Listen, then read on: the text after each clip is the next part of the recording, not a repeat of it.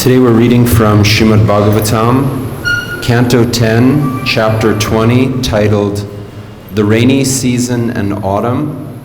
Today we will read texts 39 and 40. Om Namo Bhagavate Vasudevaya. Om Namo Bhagavate Vasudevaya.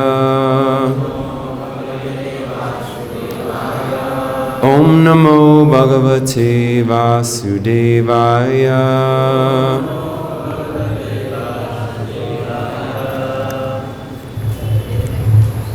The 39 is there?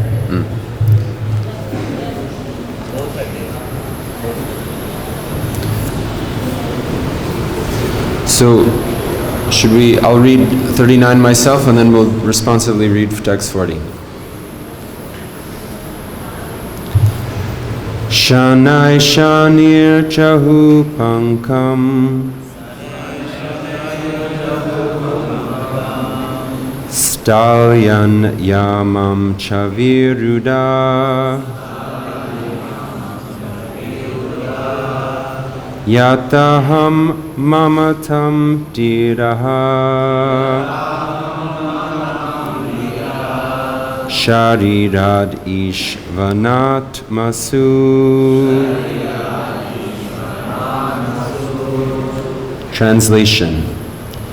Gradually, the different areas of land gave up their muddy condition, and the plants grew past their unripe stage. In the same way that sober sages give up egotism and possessiveness, these are based on things different from the real self, namely the material body and its byproducts. Purport. The word adishu in this verse indicates the byproducts of the body, such as children, home, and wealth. Text 40. Niścalāmbur abhūt tūṣnīṁ. Niścalāmbur abhūt tūṣnīṁ. Samudraḥ śarad-āgame. Samudraḥ śarad-āgame. Ātmany uparate samyaṅ. Ātmany uparate samyaṅ. Munir vyuparatāgamaḥ. Munir vyuparatāgamaḥ.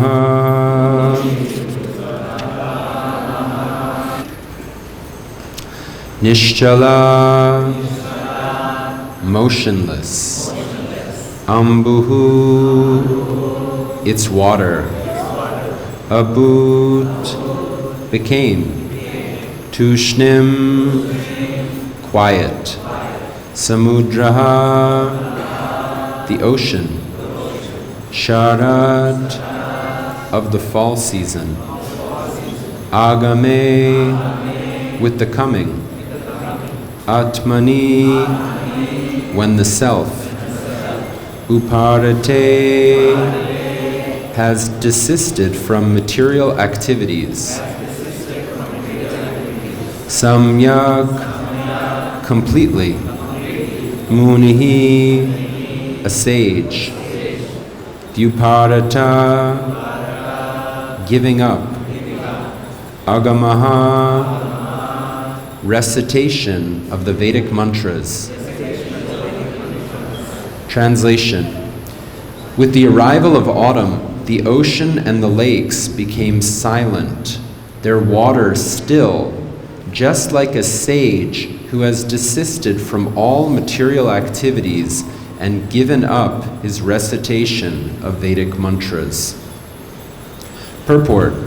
One recites ordinary Vedic mantras for material promotion mystic power, and impersonal salvation. But when a sage is completely free of personal desire, he vibrates the transcendental glories of the Supreme Lord exclusively.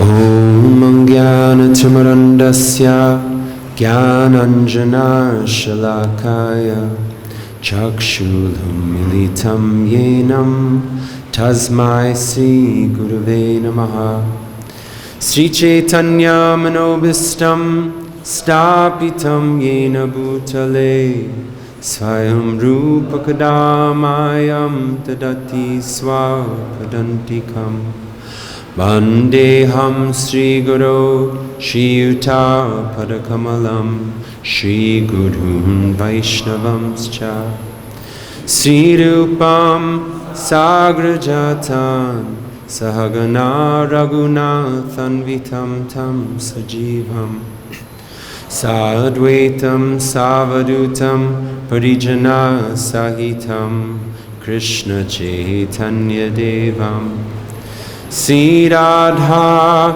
Krishna Padan Sahagana Lalita Shri Vishakanvitamscha He Krishna Karuna Sindhu Dinabandhu Jagatpate Gopesha Gopika Kanta Radha Kanta Namostute Tapta Kanchana Gaurangi Radhe Vrindavaneshwari Rishabhanu Sutta Devi Pranamami Hari Priye Vancha Kalpa Tarubhyascha Kripa Sindhu Vaevacha Patitanam Pavanebhyo Vaishnavebhyo Namo Namaha Sri Krishna Chaitanya Prabhu Nityananda Sri Advaita Gadadhar Shivasadi Gauda Bhakta Vrinda Hare Krishna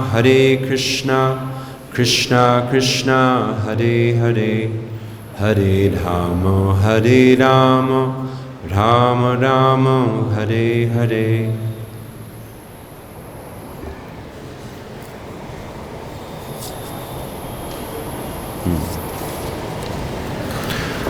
Hare Krishna. I feel myself absolutely unfit. I have no power, I have no right to speak on Srimad Bhagavatam, especially in this assembly.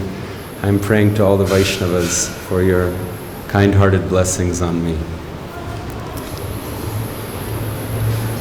So again, text 39. We're reading the rainy season and autumn, and we're hearing how it's transitioning from rainy season to the autumn. Again, 39. Gradually, the different areas of land gave up their muddy condition, and the plants grew past their unripe stage. In the same way that sober sages give up egotism and possessiveness. So the plants are giving up their muddy condition and they're becoming more mature, just like sages become more and more free of egotism and material desire.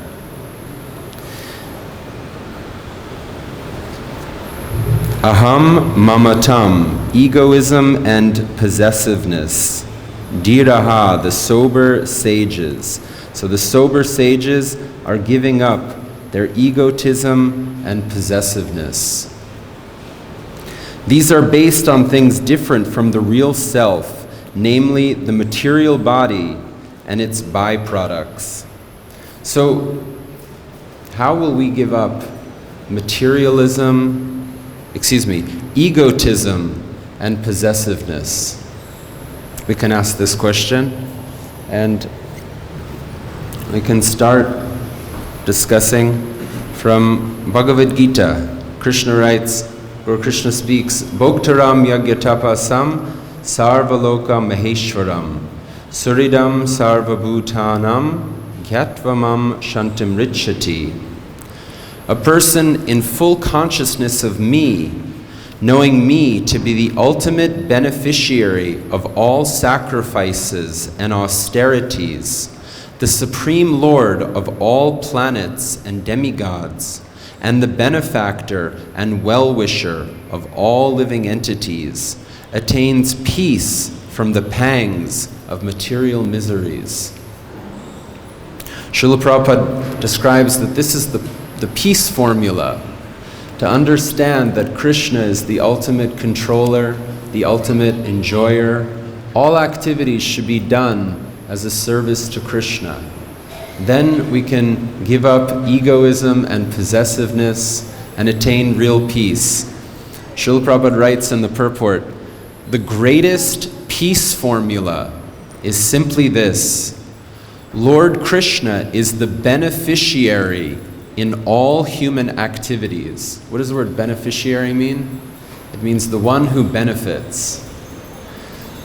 If we'll consider that I should act not for my own benefit, but for the benefit of Krishna, that is the greatest peace formula. Prabhupada writes, men should offer everything to the transcendental service of the Lord, because He is the proprietor of all planets and the demigods thereon. No one is greater than He.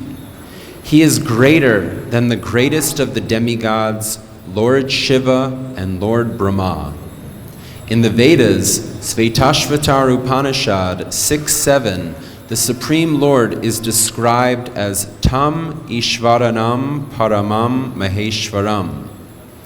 Under the spell of illusion, living entities are trying to be lords of all they survey, but actually they are dominated by the material energy of the Lord. So the attempt is like that. I want to be the controller and the enjoyer. But material nature is so cruel that it always lets us know that this is not the actual situation. The Lord is the master of material nature, and the conditioned souls are under the stringent rules of material nature.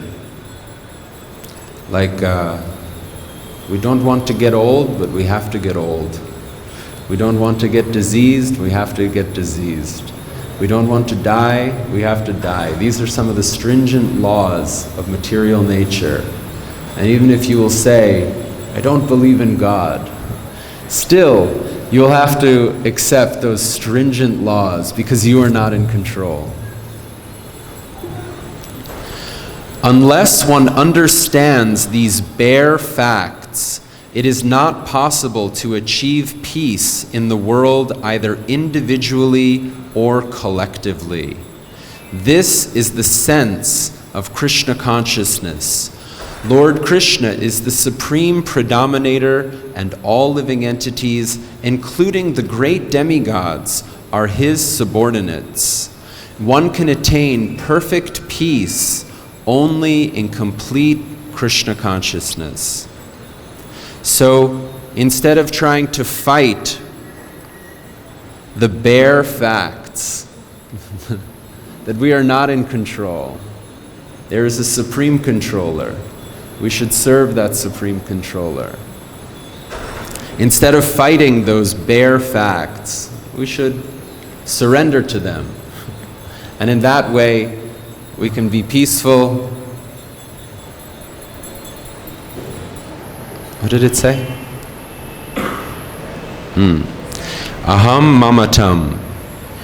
We can give up egoism and possessiveness. There's a nice story in Lilamrita. One of the devotees asked, they were taking their morning walks with Srila Prabhupada. And so one devotee was asking Srila Prabhupada, Swamiji, what does the spiritual master or pure devotee see as he walks through the park? He must be seeing something different, right? And so Srila Prabhupada writes, or Srila Prabhupada says, he sees Krishna. He thinks that these are Krishna's trees, and this is Krishna's house. He sees everything as belonging to the Supreme Lord. So someone may think, this is my tree, this is my house. Srila Prabhupada is saying, the pure devotee is seeing that everything is belonging to Krishna. So then the devotee continues, but if Krishna is everywhere, does the pure devotee see Krishna on the wall on the right, and then the wall on the left, or in the corner, or in between every atom? Does he see one form of Krishna merge into another? Where does one form of Krishna begin and take off from the other form? So he's thinking, maybe, like we're seeing the deities, but maybe also in every atom and on the wall and here and there, and how do all these forms manifest in the vision of the pure devotee? That's what's being asked. Interesting question, right? How is he seeing Krishna everywhere? So what will Srila Prabhupada say? No, it is not like that, Srila Prabhupada said. Do you see my spectacles? Yes, said Upendra. So whose spectacles are they? Prabhupada asked. They are yours. Prabhupada pointed to his shoes. And what is that? Those are your shoes, said Upendra. Yes, Prabhupada said. Similarly, a pure devotee sees Krishna like that. Everything is Krishna's. This is how he sees Krishna everywhere. So generally, we're thinking, we have so many illusions in this world. We're thinking, I am this body. We are thinking things in this body are things in relation to this body, they are mine. This is my house. This is my family. This is, these are my relations. These are my friends. These are my enemies. So the devotee and the standard of my happiness is I will enjoy sense gratification with these relationships, with these different possessions. So the vision of the pure devotee is everything belongs to Krishna. This is Krishna's house. This is Krishna's family. These are all the sons and daughters of Krishna. My possessions, they don't actually belong to me. Maybe they are in my care. I am borrowing them temporarily, but I should use them in Krishna's service. I should not exploit them for my own sense gratification.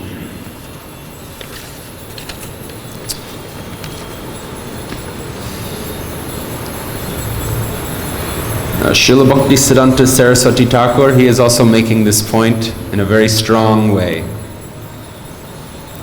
If we can see everything in relation to Guru and Krishna, we will not see it as meant for our personal enjoyment.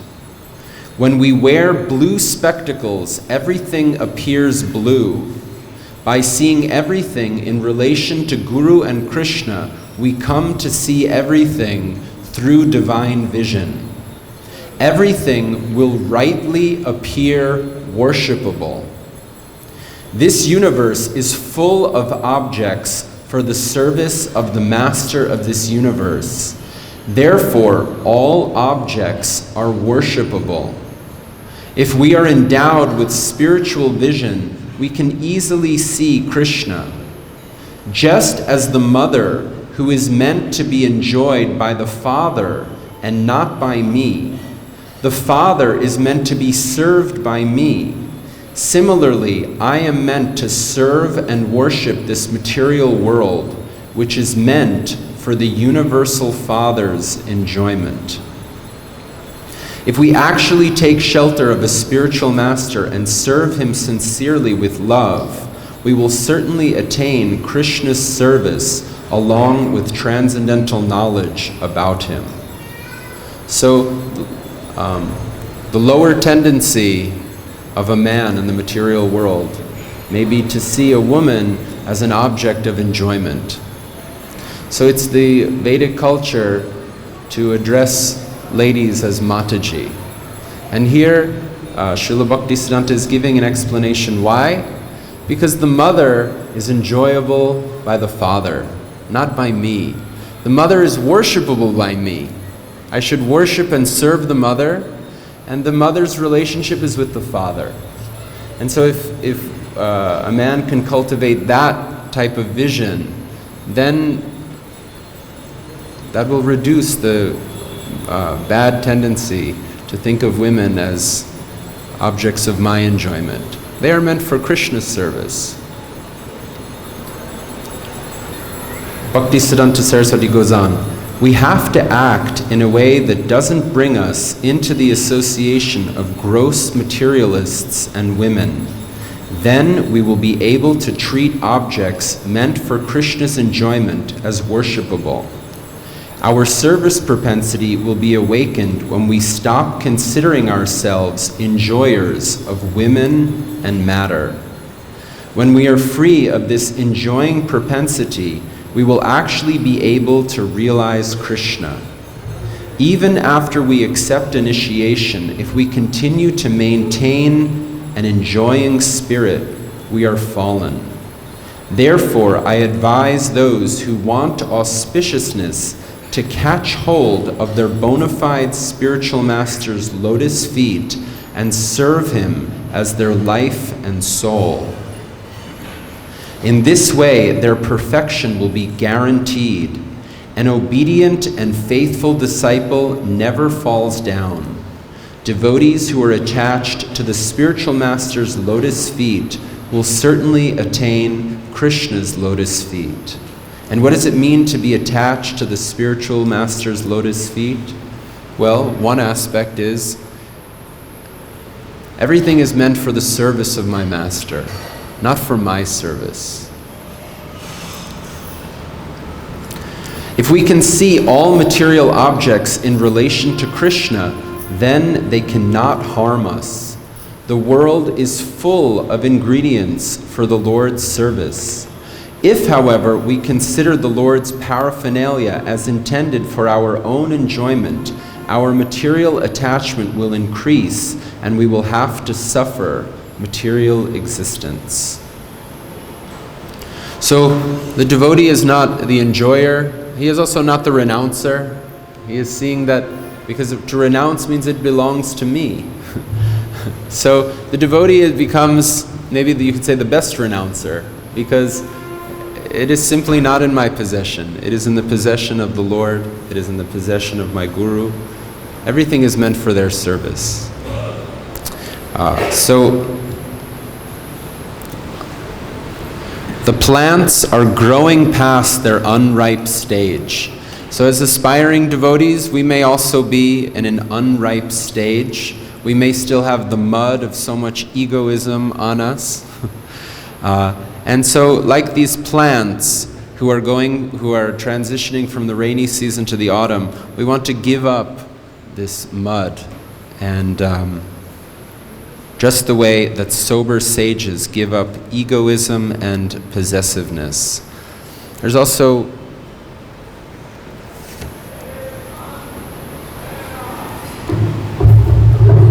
we have a very beautiful song in our Vaishnav songbook.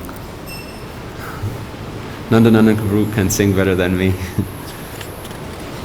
What is that?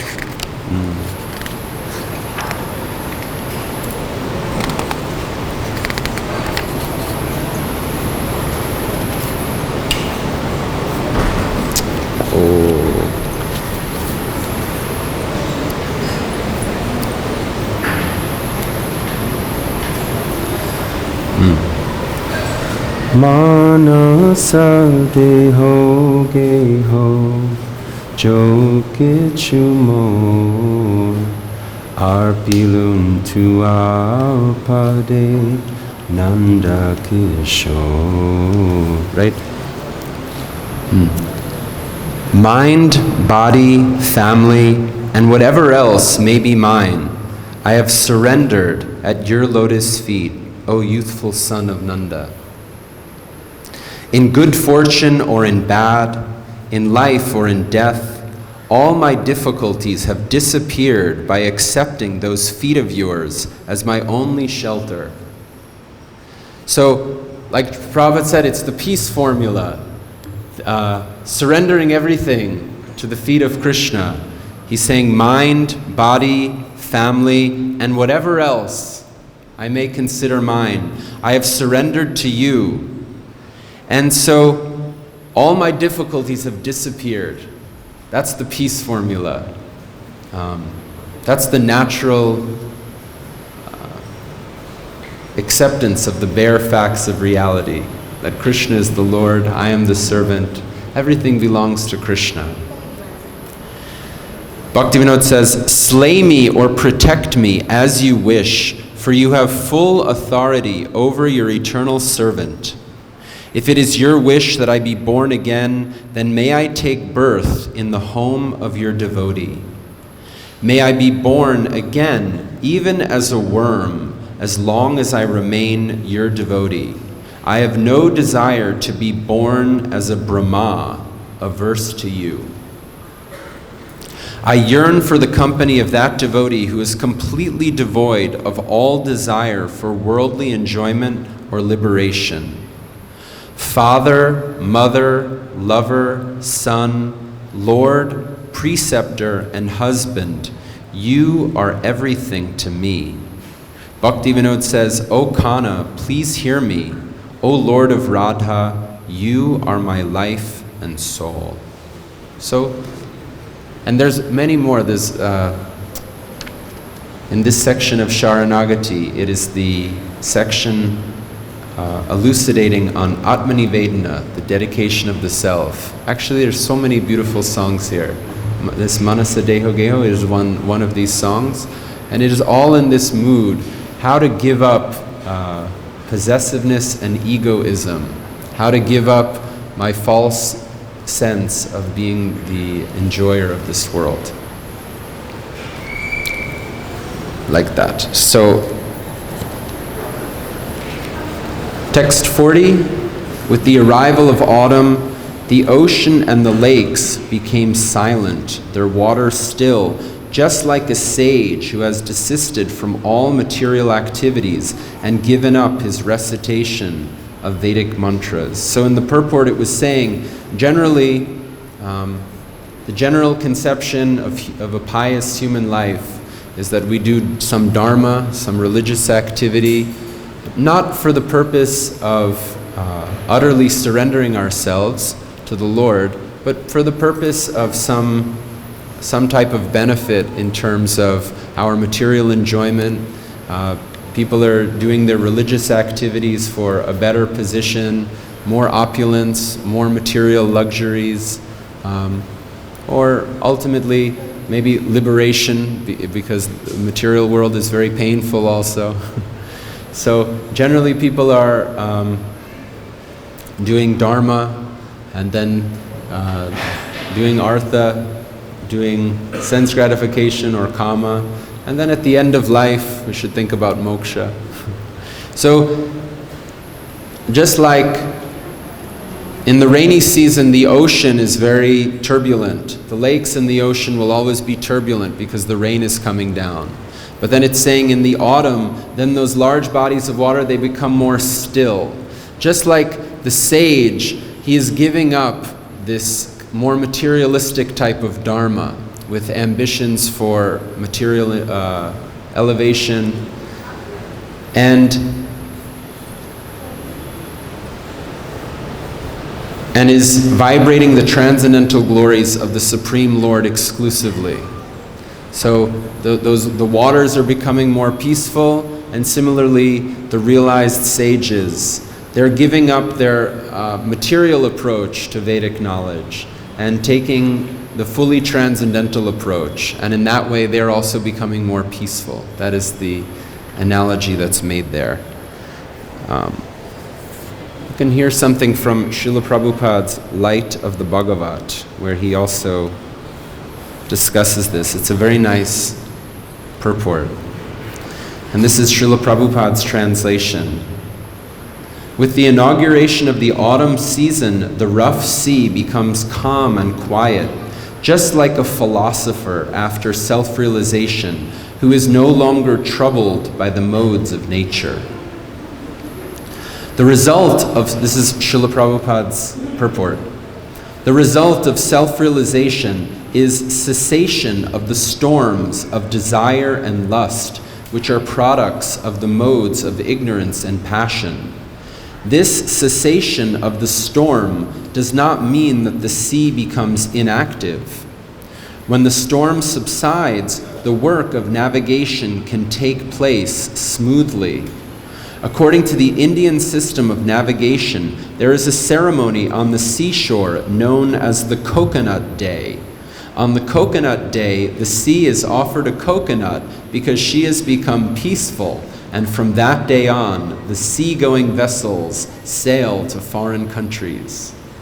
So we know that when Srila Prabhupada sailed on the Jaladuta, the captain of the ship was saying that it is uncommon how the ocean was so calm during this journey.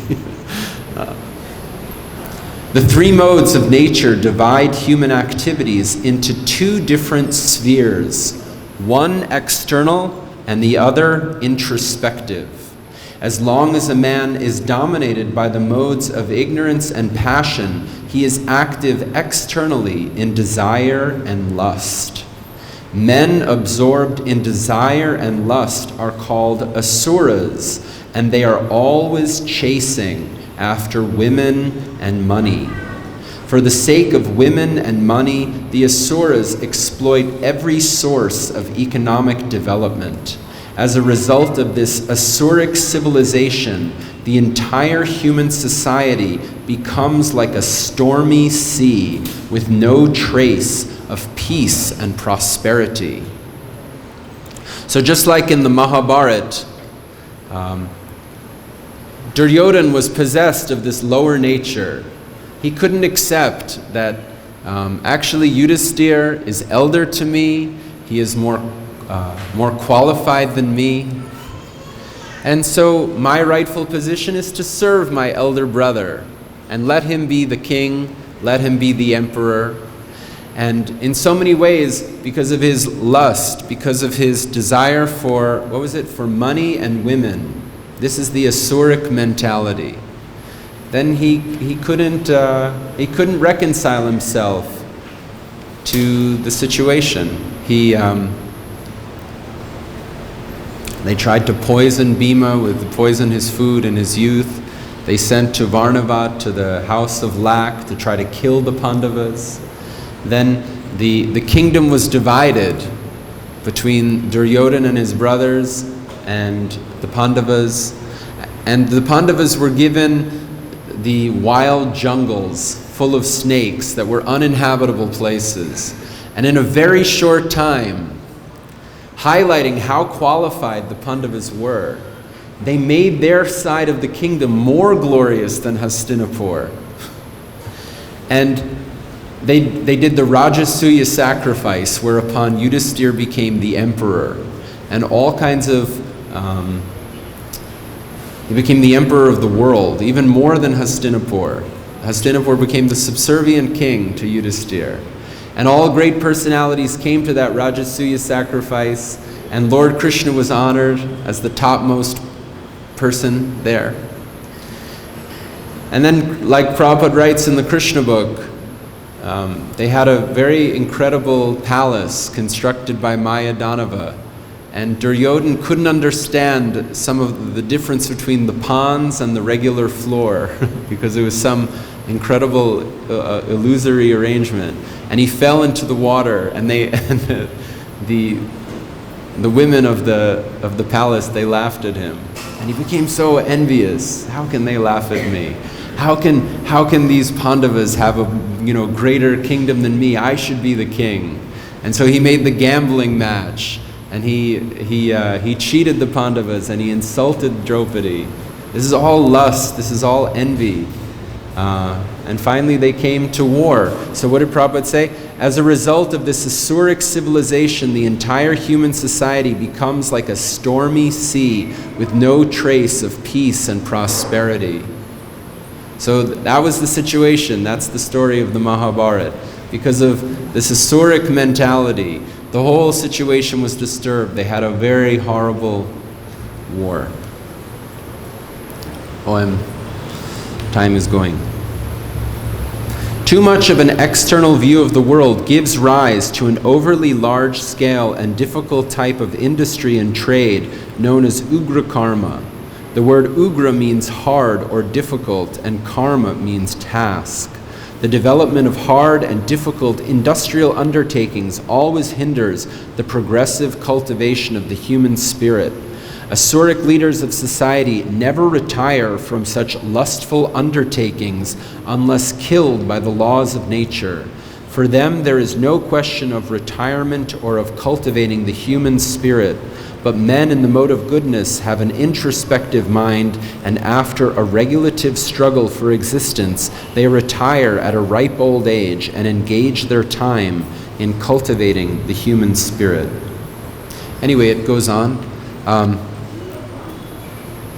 But this is the point that is made here in the verse. Just as the ocean and the lakes, they become still and silent. That is compared to the saintly people who give up their asuric mentality, the asuric desire for material sense gratification, and they more and more cultivate the sattvic, pure desire for self-realization.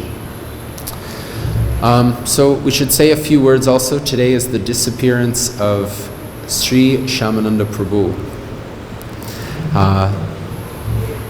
I'll try to say a few things from memory. Please forgive me for reading so much.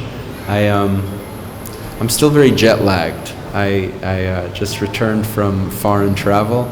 It's very difficult to sleep at night. It's very difficult to stay awake in the day.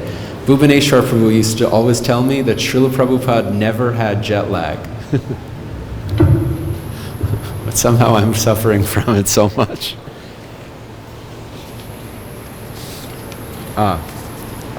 So, Sri Shyamananda Prabhu was born in a place called Utkal, and his father's name was Sri Krishna Mandal, and mother's name Sri Durika. And they came in a line of the 6 Gopas. And this Sri Krishna Mandal, he had fathered many children, many sons and daughters before the birth of Shyamananda Prabhu, but many of those children died. And that was a great tragedy for the family. There was a lot of sadness in the family. And so when he was born, he was given the name Dukhi, which means, right, it means like sad, someone who is suffering.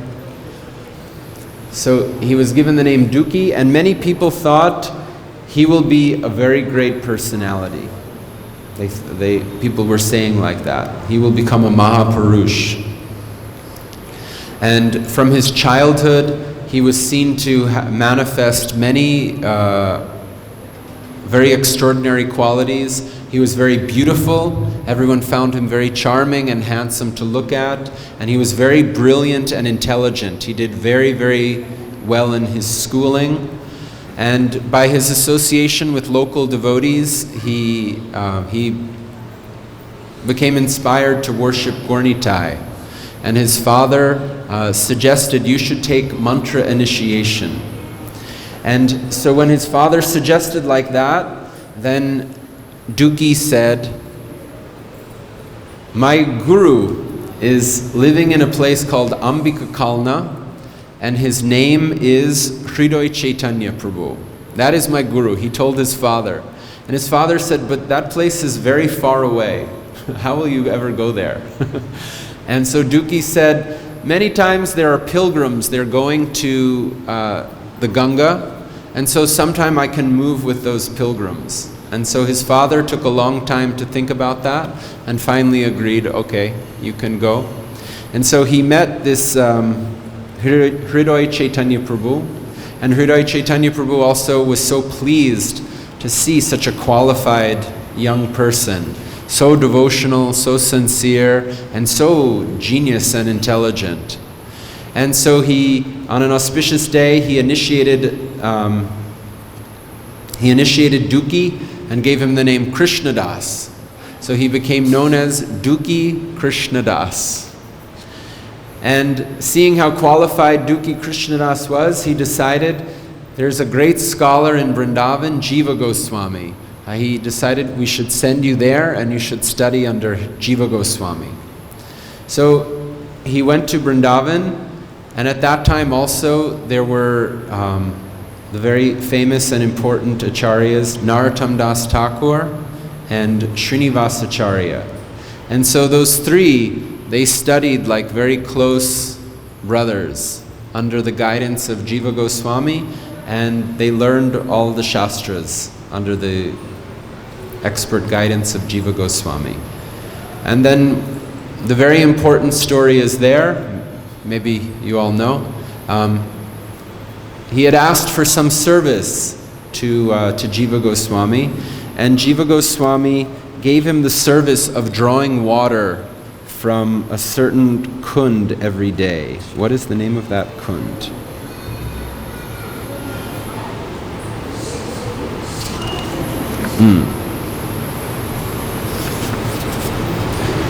Kanana Kunj. So every day Duki Krishnadas would draw water from that kunj and felt great devotional happiness and inspiration doing that seva. And one day in the bottom of his bucket that he drew the water from, he found a bangle, and he was very surprised. Oh, who does this bangle belong to?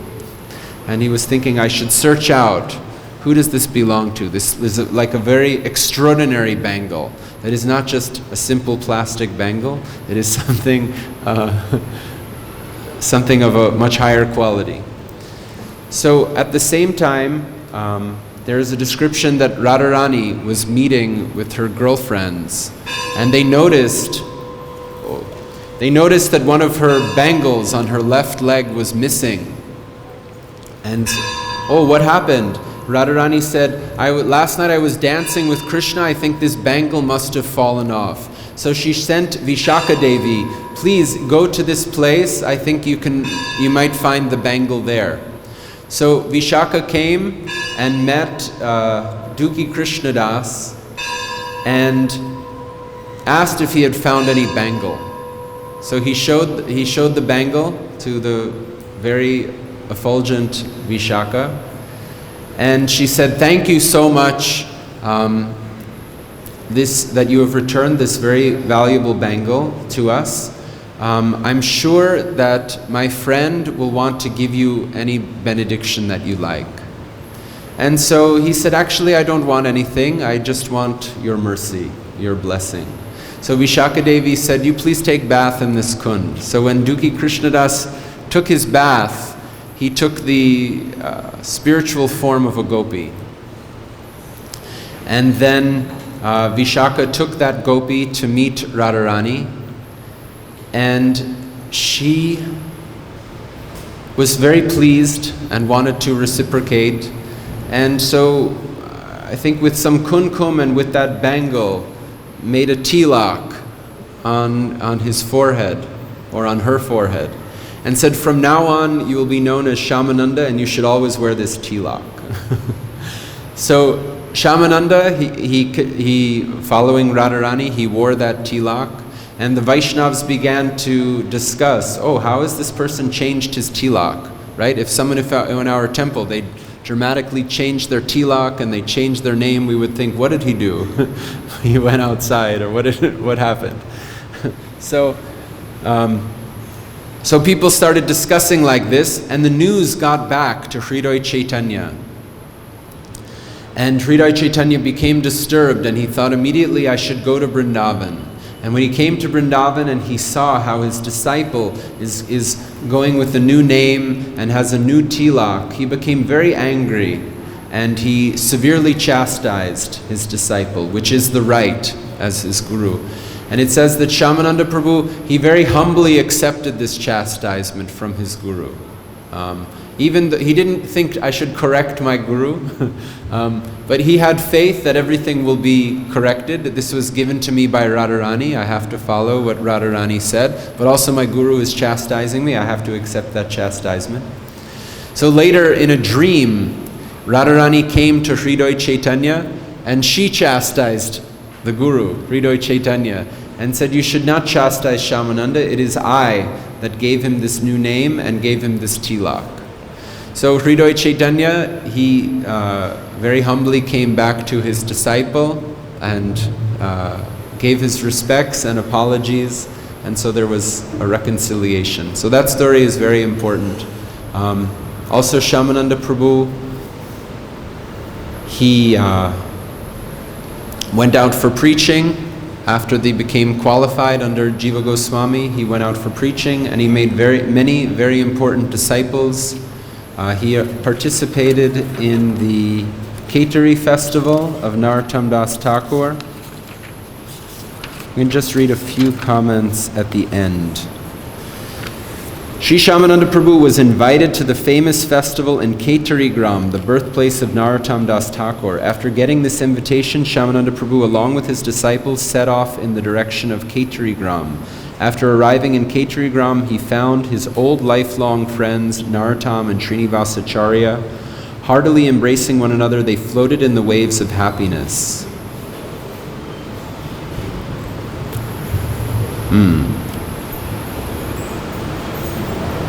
As a result of the influence of Shyamananda Prabhu, the constant worship and service of Gaur and Nityananda was established far and wide.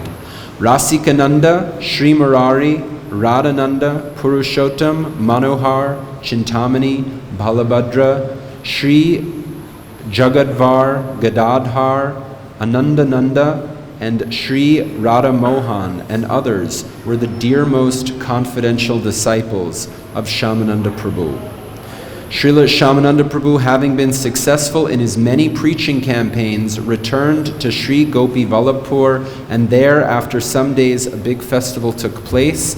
After that, in the month of Ashar, on the day of Krishna Pratipad, the great Acharya Shyamananda Prabhu entered into the eternal Leela of the Lord. His samadhi may be found in Gopi Vallabhpur, where the service of his deity goes on to this day. So please forgive me for going over time. Is there any moment for a question or comment? Yes, Prabhu. Yes, Prabhu. What is the sign of arrival of autumn or a coconut day in devotee's life? What is the sign of arrival of autumn or coconut day in devotee's life? Wow. When can a devotee be surrendered? And not immediately. When is this the sign of the arrival of the coconut day? Meaning when the seas will become peaceful.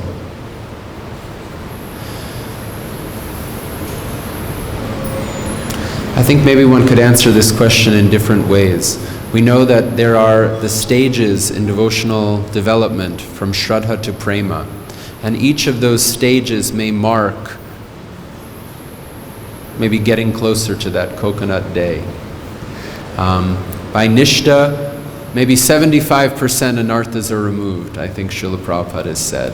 It means then one should be fixed, be strong in their devotional practice. From Ruchi, there should be some greater sense of attraction to the eternal service of the Lord. And from Asakti, there should be even more, some specific realization how one will serve the Lord. And from Bhava, but of course, so from those higher stages, yes, you can call that maybe like as the coconut day. From Asakti forward, then the mind should be as one's friend. It may still be possible that there will be some, disturbances. Even at Bhava, there can be some disturbances. And at Prema, then there will be no more disturbances. Is that okay, Prabhu? Maybe we will leave it there. Thank you everyone for your kind attention. Grantaraj Srimad Bhagavatam Ki Jai.